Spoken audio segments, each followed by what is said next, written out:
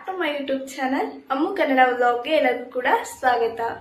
ಇವತ್ತಿನ ವ್ಲಾಗಲ್ಲಿ ನಾನು ಬಂದ್ಬಿಟ್ಟು ಸಂಡೇ ವ್ಲಾಗ್ನ ಶೇರ್ ಮಾಡ್ಕೊತಾ ಇದ್ದೀನಿ. ಇವತ್ತು ಸಂಡೇ, ನನ್ನ ತಮ್ಮನ ಬರ್ಡೇ ಕೂಡ ಇವತ್ತು ದಿನ ಬಿದ್ದಿದೆ.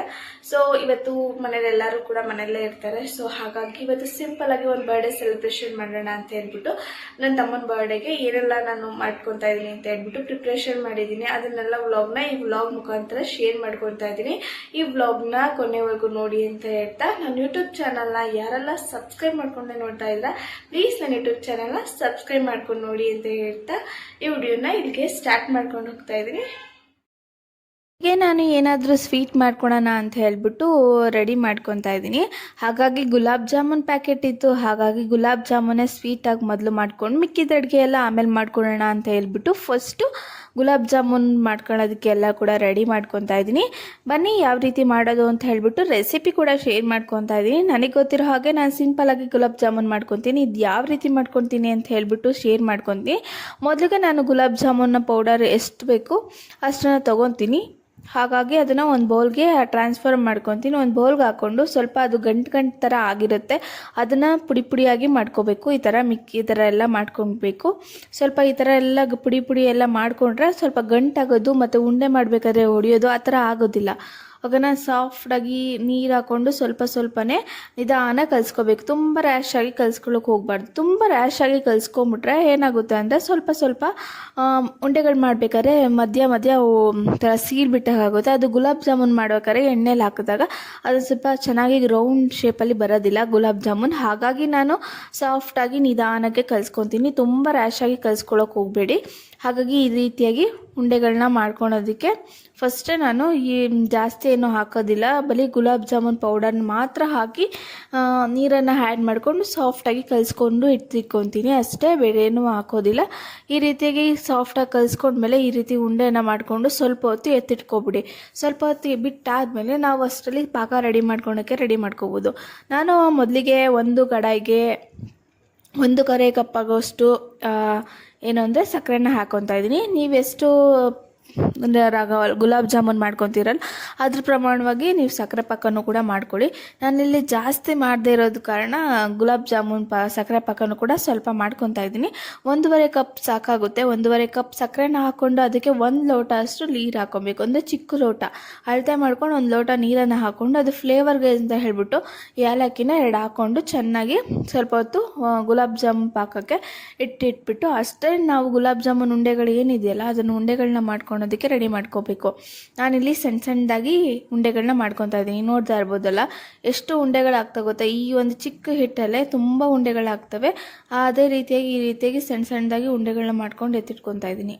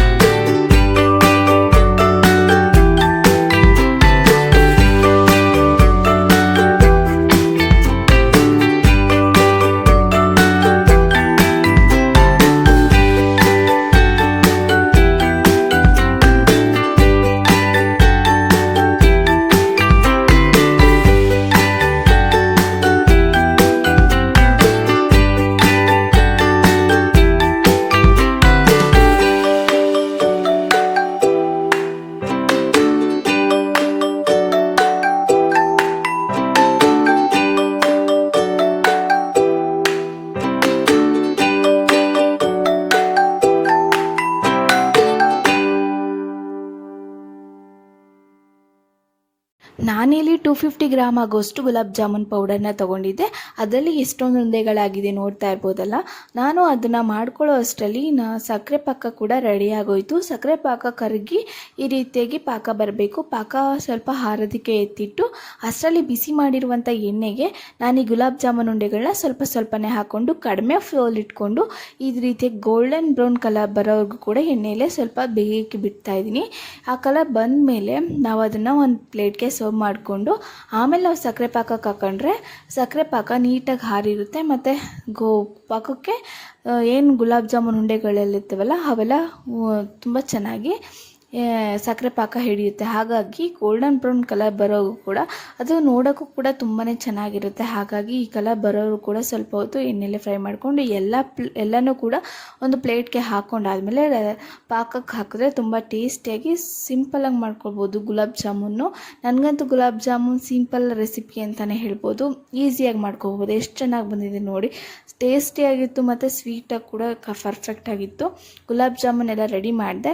Gulab jamun almost all ready ಆದಮೇಲೆ ನಾನಿಲ್ಲಿ ಮಶ್ರೂಮ್ ಬಿರಿಯಾನಿ ಮಾಡ್ಕೊಳ್ಳೋಣ ಅಂತ ಹೇಳಿಬಿಟ್ಟು ಎಲ್ಲ ಕೂಡ ಪ್ರಿಪ್ರೇಷನ್ ಮಾಡ್ಕೊತಾ ಇದ್ದೀನಿ. ನಾನು ಈ ತರಕಾರಿ ವೆಜಿಟೇಬಲ್ಸ್ಗಳಿಗೆಲ್ಲ ಒಂದು ಮೀಶೋಯಿಂದ ಒಂದು ಬಾಕ್ಸ್ನ ತರಿಸ್ಕೊಂಡಿದ್ದೀನಿ. ಹಾಗಾಗಿ ಪುದೀನ ಆಗಿರ್ಬೋದು, ಕೊತ್ತಂಬರಿ ಸೊಪ್ಪಾಗಿರ್ಬೋದು, ಅದು ತುಂಬ ಬೇಗನೆ ಹಾಳಾಗೋಗೋದಿಲ್ಲ. ಈ ರೀತಿ ಬಾಕ್ಸಲ್ಲಿ ಹಾಕಿ ಎತ್ತಿಟ್ಕೊಂಡ್ರೆ ತುಂಬ ದಿನವೇ ಬಾಳಿಕೆ ಬರುತ್ತೆ ಅಂತಲೇ ಹೇಳ್ಬೋದು. ಹಾಗಾಗಿ ಈ ರೀತಿ ಬಾಕ್ಸಿಂದ ತರಕಾರಿ ಎಲ್ಲ ತುಂಬ ಸೇವಿಂಗ್ಸ್ ಆಗ್ತಾಯಿದೆ. ಅಂದರೆ ಏನು ಬೇಗನೆ ಹಾಳಾಗೋಗೋದಿಲ್ಲ. ಓಕೆನಾ. ಈ ರೀತಿಯಾಗಿ ಫಸ್ಟು ಎಲ್ಲ ತರಕಾರಿಗಳನ್ನ ಹಚ್ಚಿಟ್ಕೊಂಡೆ. ಫಸ್ಟು ಒಂದು ಮಸಾಲ ರುಬ್ಕೊತಾ ಇದ್ದೀನಿ. ನಾನು ಏನೇ ವೆಜಿಟೇಬಲ್ ಪಲಾವ್ ಮಾಡೋಕ್ಕಾಗಲಿ ಮತ್ತು ಬಿರಿಯಾನಿ ಮಾಡೋಕ್ಕಾಗಲಿ ನಾನು ಗ್ರೀನ್ ಕಲರಲ್ಲಿ ಒಂದು ಮಸಾಲ ಪೌಡರ್ ಏನು ಯೂಸ್ ಮಾಡದೇ ಇರೋ ಕಾರಣ ಈ ರೀತಿಯಾಗಿ ಒಂದು ಮಸಾಲನ ಮನೇಲೇ ಪ್ರಿಪೇರ್ ಮಾಡ್ಕೊತೀನಿ. ಅಂದರೆ ಅದಕ್ಕೆಲ್ಲ ತೆಂಗಿನಕಾಯಿ ತುರಿ ಆಗಿರ್ಬೋದು, ಸ್ವಲ್ಪ ತೆಂಗಿನಕಾಯಿ ಮತ್ತು ಹಾಗೆ ಕೊತ್ತಂಬರಿ ಸೊಪ್ಪು, ಪುದೀನ ಸೊಪ್ಪು, ಶುಂಠಿ, ಬೆಳ್ಳುಳ್ಳಿ ಮತ್ತು ನೀವೇನಾದರೂ ಪಲಾವ್ ಸ್ಪೈಸಸ್ನ ಹಾಕಿ ಆ್ಯಡ್ ಮಾಡೋಗಿದ್ರೆ ಆ್ಯಡ್ ಮಾಡ್ಕೊಂಡು ಗ್ರೈಂಡ್ ಮಾಡ್ಕೊಬೋದು. ಬೇಡ ಅನ್ನೋ ಹಾಗಿದ್ರೆ ಹಾಗೆಯೇ ಪಲಾವ್ ಸ್ಪೈಸಸ್ನ ಎಣ್ಣೆಯಲ್ಲೇ ಹಾಕ್ಕೋಬೋದು. ನಾನಿಲ್ಲಿ ಫಸ್ಟು ಮಶ್ರೂಮ್ಸ್ನೆಲ್ಲ ನೀಟಾಗಿ ತೊಳ್ಕೊಂಡು ಅದನ್ನು ಪೇಸ್ಟ್ನ ಮಾಡ್ಕೊಂಡಾದ್ಮೇಲೆ ಮಶ್ರೂಮ್ನೆಲ್ಲ ನೀಟಾಗಿ ತೊಳ್ಕೊಂಡೆ. ನಾನಿಲ್ಲಿ ಒಂದು 3 ಪ್ಯಾಕೆಟ್ ಆಗುವಷ್ಟು ಮಶ್ರೂಮ್ಸ್ ತೊಗೊಂಡಿದ್ದೀನಿ. ಹಾಗಾಗಿ ಸಣ್ಣದಾಗಿ ಎಲ್ಲನೂ ಕೂಡ ನೀಟಾಗಿ ಒಂದು 5-6 ಸತಿ ತೊಳ್ಕೊಂಡಾದಮೇಲೆ ಅದನ್ನು ಸಣ್ಣದಾಗಿ ಹಚ್ಕೊತಾ ಇದ್ದೀನಿ.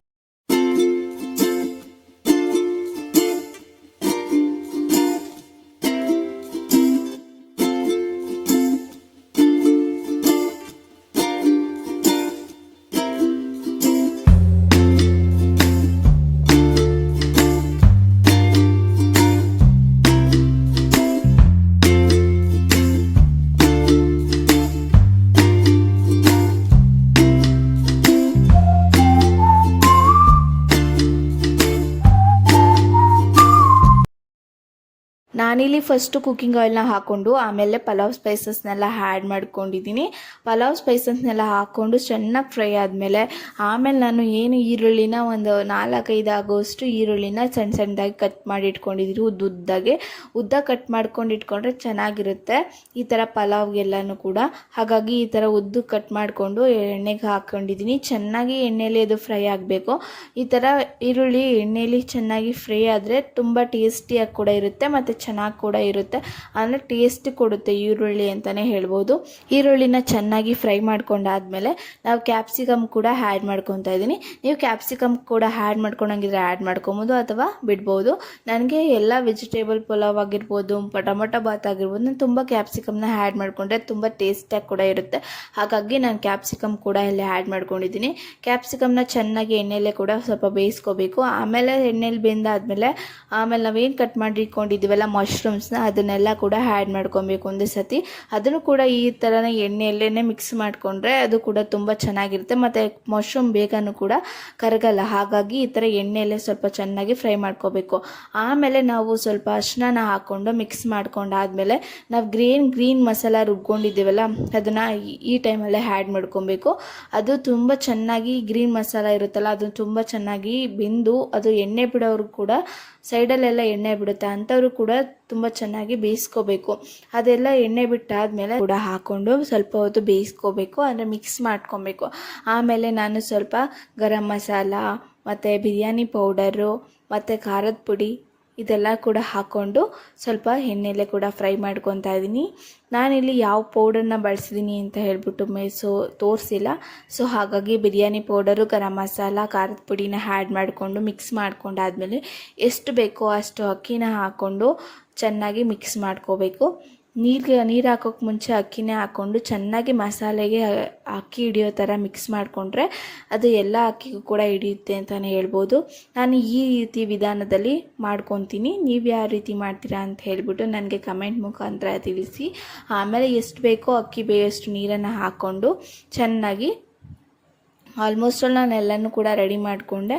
ಸ್ವಲ್ಪ ಸ್ಟವ್ ಕೂಡ ಇಟ್ಟು ಕಡಿಮೆ ಫ್ಲೋಲ್ಲಿ ಒಂದು ಕುದಿ ಬಂದಮೇಲೆ ಕಡಿಮೆ ಫ್ಲೋ ಇಟ್ಬಿಟ್ಟು ಪ್ಲೇಟ್ ಮುಚ್ಚಿಬಿಟ್ಟು ಅದ್ರ ಮೇಲೆ ಭಾರವಾಗಿರೋದು ಏನಾದರೂ ಇಟ್ಟರೆ ಇನ್ನೂ ಚೆನ್ನಾಗಿ ಅದು ಕಡಿಮೆ ಫ್ಲೋವಲ್ಲೇ ತುಂಬ ಚೆನ್ನಾಗಿ ಬೇಯುತ್ತೆ. ಹಾಗೆ ಮಶ್ರೂಮ್ ಬಿರಿಯಾನಿ ಕೂಡ ರೆಡಿ ಆಗೋ ಅಷ್ಟರಲ್ಲಿ ನಾನು ಮೊಸರು ಬಜ್ಜಿ ಮಾಡ್ಕೊಳೋದಕ್ಕೆ ಆಲ್ಮೋಸ್ಟ್ ಆಲ್ ರೆಡಿ ಮಾಡ್ಕೊತಾ ಇದ್ದೀನಿ. ನಾನಿಲ್ಲಿ ಈರುಳ್ಳಿ ಮತ್ತು ಸೌತೆಕಾಯಿ ಹಾಕ್ಕೊತಾ ಇದ್ದೀನಿ ಮೊಸರು ಬಜ್ಜಿಗೆ. ಅದನ್ನು ಕೂಡ ಸಣ್ಣ ಸಣ್ಣದಾಗಿ ಈರುಳ್ಳಿ ಮತ್ತು ಸೌತೆಕಾಯಿನ ತೊಳ್ಕೊಂಡು ಸಣ್ಣ ಸಣ್ಣದಾಗಿ ಕಟ್ ಮಾಡ್ಕೊಂಡು ಇಟ್ಕೊತಾ ಇದ್ದೀನಿ. ನೋಡ್ತಾ ಇರ್ಬೋದು. ಈ ರೀತಿ ಸೌತೆಕಾಯಿನ ಮೊಸರು ಬಜ್ಜಿಯಲ್ಲಿ ಹಾಕಿದ್ರೆ ತುಂಬ ಟೇಸ್ಟಿಯಾಗಿ ಕೂಡ ಇರುತ್ತೆ, ಚೆನ್ನಾಗಿ ಕೂಡ ಇರುತ್ತೆ. ಎಲ್ಲ ರೀತಿಯಾದಂಥ ಪಲಾವ್ಗಾಗಿರ್ಬೋದು, ಮಶ್ರೂಮ್ ಬಿರಿಯಾನಿಗಾಗಿರ್ಬೋದು, ಎಲ್ಲ ರೀತಿಯ ಬಿರಿಯಾನೀಸ್ಗಾಗಿರ್ಬೋದು ಮೊಸರು ಬಜ್ಜಿ ಸಖತ್ ಟೇಸ್ಟ್ ಅಂತ ಹೇಳ್ಬೋದು. ಅಂದರೆ ಸೈಡ್ ಡಿಶಲ್ಲಿ ಬೆಸ್ಟ್ ಡಿಶ್ ಆಗಿರುತ್ತೆ. ಈ ರೀತಿ ಮೊಸರು ಬಜ್ಜಿನ ಮಾಡ್ಕೊಳೋಕ್ಕೆ ನಾನು ಈರುಳ್ಳಿ ಜಾಸ್ತಿ ಯೂಸ್ ಮಾಡ್ಕೊತೀನಿ ಮತ್ತು ಸೌತೆಕಾಯಿ ಕೂಡ ಯೂಸ್ ಮಾಡ್ಕೊತೀನಿ. ಮೊಸರು ಬಜ್ಜಿ ಕೂಡ ರೆಡಿ ಆಯಿತು ಅಷ್ಟರಲ್ಲಿ ನಾನಿಲ್ಲಿ ಪಲಾವ್ಗೆ ಒಂದು ದಮ್ಮನ್ನು ಕಟ್ಟಿದ್ದೆ. ಅಂದರೆ ಭಾರವಾಗಿರೋದು ಒಂದು ಪ್ಲೇಟ್ ಮೇಲೆ ಮುಚ್ಚಿ ಕಡಿಮೆ ಫ್ಲೋ ಇಟ್ಟಿದ್ದೆ. ಹಾಗೆ ತುಂಬ ಚೆನ್ನಾಗಿ ಅನ್ನ ಕೂಡ ಬೆಂದಿತ್ತು. ಏನೇ ಮುಳ್ಳಕ್ಕಿ ಆ ಥರ ಏನೂ ಆಗಿರಲಿಲ್ಲ, ತುಂಬ ಚೆನ್ನಾಗಿ ಬಂದಿತ್ತು. ನಾನು ಇಷ್ಟು ಜನಕ್ಕೆ ಫಸ್ಟ್ ಟೈಮ್ ಮಾಡಿದ್ದು, ಆದರೂ ಕೂಡ ತುಂಬ ಚೆನ್ನಾಗಿ ಟೇಸ್ಟಿಯಾಗಿ ಕೂಡ ಬಂದಿತ್ತು ಅಂತಲೇ ಹೇಳ್ಬೋದು. ಮಶ್ರೂಮ್ ಬಿರಿಯಾನಿ ಎಲ್ಲ ನೀಟಾಗಿ ಹದವಾಗಿತ್ತು ಮತ್ತು ಉಪ್ಪೆಲ್ಲ ಕರೆಕ್ಟಾಗಿ ಇತ್ತು ಅಂತಲೇ ಹೇಳ್ಬೋದು. ನಾನು ಯಾವುದೇ ರೀತಿಯಾಗಿ ಫುಡ್ ಕಲರ್ಸ್ ಏನು ಕೂಡ ಯೂಸ್ ಮಾಡಿದೆ, ಇಷ್ಟು ಟೇಸ್ಟಿಯಾಗಿ ಬಂದಿದೆ ನೋಡ್ತಾ ಇರ್ಬೋದು. ನಾನು ಮನೆಯಲ್ಲೇ ಮಾಡುವಂಥದ್ದು ಮಸಾಲೆನ ರುಬ್ಕೊಂಡಿದ್ದೆ. ಬಿರಿಯಾನಿ ಪೌಡರು, ಖಾರದ ಪುಡಿ ಮಾಮೂಲಿ ಅದನ್ನು ಯೂಸ್ ಮಾಡಿದ್ದೆ, ಅಷ್ಟು ಬಿಟ್ಟರೆ ಬೇರೆ ಏನು ಕೂಡ ಫುಡ್ ಕಲರ್ಸ್ ಆಗಿರ್ಬೋದು ಏನು ಕೂಡ ಯೂಸ್ ಮಾಡಿರಲಿಲ್ಲ. ಹಾಗೆ ಸಂಜೆ ಆಯಿತು. ಸಂಜೆ ಆಗೋಷ್ಟರಲ್ಲಿ ನಾನು ಕೂಡ ರೆಡಿ ಆಗಿಬಿಟ್ಟು ಸಂಜೆ ಮೇಲೆ ಪಾಯಸ ಮಾಡೋಣ ಅಂತ ಹೇಳ್ಬಿಟ್ಟು ರೆಡಿ ಮಾಡ್ಕೊತಾ ಇದ್ದೀನಿ. ನಾನು ಬೆಳಗ್ಗೆ ಮಧ್ಯಾಹ್ನ ಏನೋ ಪಾಯಸ ಮಾಡೋಕ್ಕೆ ಹೋಗಲಿಲ್ಲ, ಯಾಕೆಂದರೆ ಸಬ್ಬಕ್ಕಿ ಪಾಯಸನ ಫಸ್ಟ್ ಟೈಮ್ ಟ್ರೈ ಮಾಡ್ತಾಯಿದ್ದೀನಿ. ಹಾಗಾಗಿ ಸಬ್ಬಕ್ಕಿ ಪಾಯಸ ಮಾಡೋದಕ್ಕೆ ಅಂತ ಹೇಳ್ಬಿಟ್ಟು ಬೆಳಗ್ಗೆನೇ ಮಾಡಿಕ್ಬಿಟ್ರೆ ಸ್ವಲ್ಪ ಗಟ್ಟಿ ಆಗಿಬಿಡುತ್ತೆ ಅಂತ ಹೇಳ್ಬಿಟ್ಟು ಸಂಜೆ ಮಾಡೋಣ ಅಂತ ಹೇಳ್ಬಿಟ್ಟು ಬಂದಿದ್ದೀನಿ. ಸ್ವಲ್ಪ ಸಬ್ಬಕ್ಕಿ ಪಾಯಸ ಫಸ್ಟ್ ಟೈಮ್ ಟ್ರೈ ಮಾಡ್ತಿರೋದು, ಯಾವ ರೀತಿ ಬರುತ್ತೆ ಅಂತ ಗೊತ್ತಿಲ್ಲ, ನೋಡೋಣ ಟ್ರೈ ಮಾಡ್ತಿದ್ದೀನಿ ಯಾವ ರೀತಿ ಬರುತ್ತೆ ಅಂತ ಹೇಳ್ಬಿಟ್ಟು. ನಾನಿಲ್ಲಿ 1 ಕಪ್ ಆಗೋಷ್ಟು ಸಬ್ಬಕ್ಕಿನ ತೊಗೊಂಡಿದ್ದೀನಿ. ನಾನಿಲ್ಲಿ ಪಾಯಸದ ಸಬ್ಬಕ್ಕಿನ ತೊಗೊಂಡಿದ್ದೀನಿ, ಅಂದರೆ ಚಿಕ್ಕದಾಗಿ ಸಕ್ಕರೆ ಗಾತ್ರದಲ್ಲಿರುವಂಥದ್ದು ಸಬ್ಬಕ್ಕಿನ ತೊಗೊಂಡಿದ್ದೀನಿ. ಅದನ್ನು ಫಸ್ಟು ಒಂದು ಬೌಲ್ಗೆ ಹಾಕ್ಕೊಂಡು ಚೆನ್ನಾಗಿ ನೀರನ್ನು ಹಾಕ್ಬಿಟ್ಟು ಸ್ವಲ್ಪ ಹಾಕಬೇಕು. ನೀರು ಹಾಕಬೇಕು ಸ್ವಲ್ಪ ಹೊತ್ತು. ಅದಕ್ಕೆ ನೀರು ಹಾಕ್ಬಿಟ್ಟು ನೆನೆಹಾಕ್ಬಿಟ್ರೆ ಏನಾಗುತ್ತೆ ಅಂದರೆ ಚೆನ್ನಾಗಿ ನೆನೆಯುತ್ತೆ. ಮತ್ತು ಅದನ್ನು ತೊಳೆದ್ಬಿಟ್ಟು ಸ್ವಲ್ಪ ಹಾಕ್ಕೊಂಡ್ರೆ ತುಂಬ ಚೆನ್ನಾಗಿ ನೆಂದ್ಬಿಟ್ಟು ಕೂಡ ಈಸಿ ಆಗಿಬಿಡುತ್ತೆ. ಜಾಸ್ತಿ ಹೊತ್ತು ಬೇಯಿಸೋ ಅಂಥ ಅಗತ್ಯ ಇರೋದಿಲ್ಲ. ಹಾಗಾಗಿ ಚೆನ್ನಾಗಿ ಈ ರೀತಿಯಾಗಿ ಸ್ವಲ್ಪ ತೊಳೆದು ಹಾಕಬೇಕು. ಹಾಲು ಕುದಿ ಬಂದಮೇಲೆ ಅದನ್ನೆಲ್ಲ ಆ್ಯಡ್ ಮಾಡಿಕೊಂಡು ಸಕ್ಕರೆ ಹಾಕ್ಕೊಂಡು ಆಮೇಲೆ ಸ್ವಲ್ಪ ಹಾಲೆಲ್ಲ ಕುದಿದ್ಮೇಲೆ ನಿಮ್ಗೆ ಎಷ್ಟು ಬೇಕೋ ಅಷ್ಟು ಹಾಲನ್ನು ಆ್ಯಡ್ ಮಾಡ್ಕೊಂಡು ಸ್ವಲ್ಪ ನೀರನ್ನು ಕೂಡ ಹಾಕ್ಕೊಂಡಿದ್ರೆ ಹಾಕ್ಕೋಬೋದು. ಆಮೇಲೆ ನಾನು 1 ಟೇಬಲ್ ಸ್ಪೂನ್ ಆಗುವಷ್ಟು ಬಾದಾಮ್ ಪುಡಿನೂ ಕೂಡ ಹಾಕ್ಕೊಂಡೆ. ತುಂಬಾ ಚೆನ್ನಾಗಿ ಬಂದಿತ್ತು, ಟೇಸ್ಟ್ ಕೂಡ ತುಂಬ ಚೆನ್ನಾಗಿತ್ತು. ಫಸ್ಟ್ ಟೈಮ್ ಟ್ರೈ ಮಾಡಿದ್ರು ಕೂಡ ತುಂಬ ಚೆನ್ನಾಗಿ ಬಂದಿತ್ತು. ಆಮೇಲೆ ನಾನು ಇದೆಲ್ಲ ಪಾಯಸ ಎಲ್ಲ ರೆಡಿ ಮಾಡಿ ಇಟ್ಬಿಟ್ಟು ಆಮೇಲೆ ಸ್ಟವೆಲ್ಲ ಆಫ್ ಮಾಡಿದ್ದಾದಮೇಲೆ ಸ್ವಲ್ಪ ಜಾಸ್ತಿ ಏನು ಬೇಯಿಸೋಕೆ ಹೋಗಬೇಡಿ ಅದನ್ನ. ಹಾಗಾಗಿ ನಾನು ಫಸ್ಟ್ ಟೈಮ್ ಟ್ರೈ ಮಾಡಿದ್ದು, ಆದರೆ ಫುಲ್ ರೆಸಿಪಿನ ಏನು ಶೇರ್ ಮಾಡಿಲ್ಲ. ಆಮೇಲೆ ನಾನು ಇಲ್ಲಿ ಬಂದು ಡೆಕೋರೇಷನ್ ಮಾಡ್ಕೊಳ್ಳೋಕ್ಕೆ ಅಂತ ಹೇಳ್ಬಿಟ್ಟು ಸಿಂಪಲಾಗಿ ನಾನೇನೋ ಒಂದು ಸೆಟ್ನ ತರಿಸಿದ್ದೆ, ಬಲೂನ್ ಸೆಟ್ಟು. ಹಾಗಾಗಿ ಅದನ್ನೇ ಮಾಡ್ಕೊಳೋದಕ್ಕೆ ಅಂತ ಹೇಳ್ಬಿಟ್ಟು ರೆಡಿ ಮಾಡ್ಕೊತಾ ಇದ್ದೀನಿ. ನನ್ನ ಹಸ್ಬೆಂಡ್ ಬಂದುಬಿಟ್ಟು ಪಿಂಕ್ ಕಲರ್ ಕಾಂಬಿನೇಷನ್ ತಂದುಬಿಟ್ಟಿದ್ದಾರೆ. ನನಗೆ ಈ ಒಂದು ಪ್ಯಾಟ್ರನ್ನ ಇಷ್ಟ ಇರಲಿಲ್ಲ, ಹಾಗಾಗಿ ಅದನ್ನು ಹಾಕೋಕ್ಕೆ ಹೋಗಲಿಲ್ಲ ಬ್ಯಾಕ್ ಡ್ರಾಪ್ಸ್ ಆಗಿ. ನಾನಿಲ್ಲಿ ನೇಮ್ ಬ್ಯಾಡ್ಸ್ ಎಲ್ಲ ಇತ್ತಲ್ಲ ಅದನ್ನು ರೆಡಿ ಮಾಡ್ಕೊತಾ ಇದ್ದೀನಿ ಒಬ್ಬಳೇ. ನನ್ನ ಹಸ್ಬೆಂಡು ನನ್ನ ತಮ್ಮ ಇಬ್ಬರು ಕೂಡ ಅವರು ಫೋನ್ ಬೇಕಾಗಿತ್ತು ಅಂತ ಹೇಳ್ತಿದ್ದ. ಹಾಗಾಗಿ ನಮ್ಮ ಅಪ್ಪ ಫೋನ್ ಕೊಡಿಸ್ತೀನಿ ಬಾ ಅಂತ ಹೇಳಿದರು. ಹಾಗಾಗಿ ಅವರು ಹೋಗಿ ಫೋನ್ ಸೆಲೆಕ್ಷನ್ಗೆ ಅಂತ ಹೇಳ್ಬಿಟ್ಟು ಹೋಗಿದ್ರು. ಹಾಗಾಗಿ ನಾನಿಲ್ಲಿ ಬಂದುಬಿಟ್ಟು ಎಲ್ಲನೂ ಕೂಡ ರೆಡಿ ಮಾಡ್ಕೊತಾ ಇದ್ದೆ ಒಬ್ಬಳೇನೆ. ಹ್ಯಾಪಿ ಬರ್ಡೇ ಅಂತ ಅದೊಂದಿತ್ತು, ಅದನ್ನು ಹಾಕೋಣ ಚೆನ್ನಾಗಿದೆ ಕಲರ್ ಅಂತ ಹೇಳ್ಬಿಟ್ಟು ಅದನ್ನು ಮಾತ್ರ ಹಾಕೋಣ ಅಂತ ಹೇಳ್ಬಿಟ್ಟು ಬಲೂನ್ಸ್ ಏನು ಊದಕ್ಕೆ ಹೋಗಿರಲಿಲ್ಲ. ಬಲೂನ್ಸ್ ಎಲ್ಲ ಹಾಗೆ ಇತ್ತು. ನಾನು ಇದನ್ನೆಲ್ಲ ಪ್ರಿಪೇರ್ ಮಾಡೋಷ್ಟಕ್ಕೆ ಅವ್ರು ಬರ್ಬೋದು ಅಂತ ಹೇಳ್ಬಿಟ್ಟು ಅದನ್ನೆಲ್ಲ ರೆಡಿ ಮಾಡ್ಕೊತಾ ಇದ್ದೆ ಎಲ್ಲನೂ ಕೂಡ.